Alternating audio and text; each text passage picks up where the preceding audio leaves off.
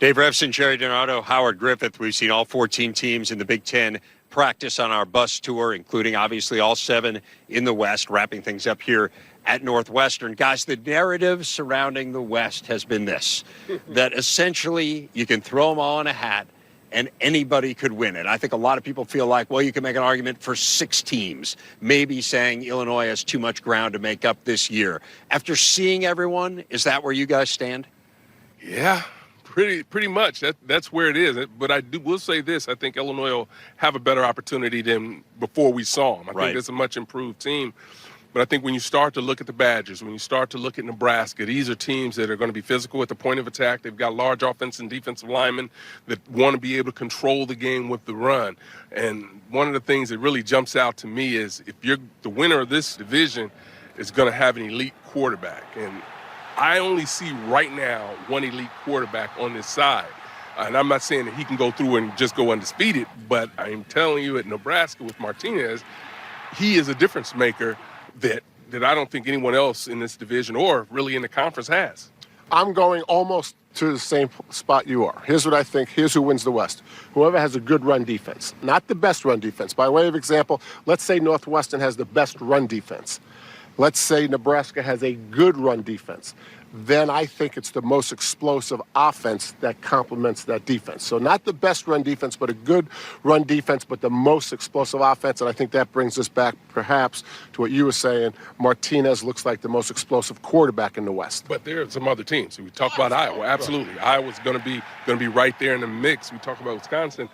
To me, you talk about the depth of quarterback. They have some great depth of quarterback, and I think they're better at quarterback this year than they've been in a couple of years. So we should see a jump in the pass game for the Badgers.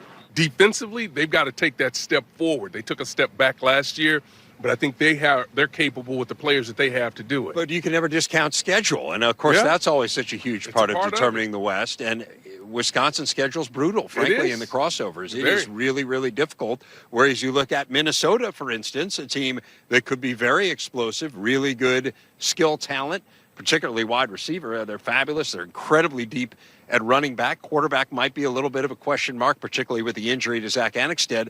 But, man, their schedule sets up beautifully, Gerry. Right, and they're one of those teams that if you rank talent 1 through 7, they're probably in the middle, but they can come and beat a team above them talent-wise. And that's what I think makes the West so intriguing. And again, I don't think either division is going to be undefeated within their own divisional play. Northwestern was a shock last year that they were undefeated in the division because it was pretty balanced last year as well, more balanced this year. Yeah, Minnesota's going to be right there in the thick. And that's where we talk about this team being, this conference or division, being so wide open. That's one of the reasons it is these teams have elevated.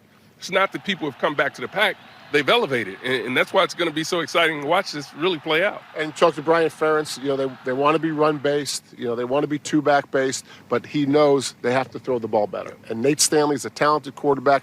He just has to play well. If he doesn't play well, that offense will struggle moving the ball against the best defenses. So we came into this thinking you throw them all in a hat and pick one out, and then you can rationalize and explain to yourself, oh, okay, I can see how that happened. That's the team that ends up there the first weekend of December. And I think to a certain extent, that's where we find ourselves, which isn't to say we didn't glean a lot from the tour, because you do learn a ton.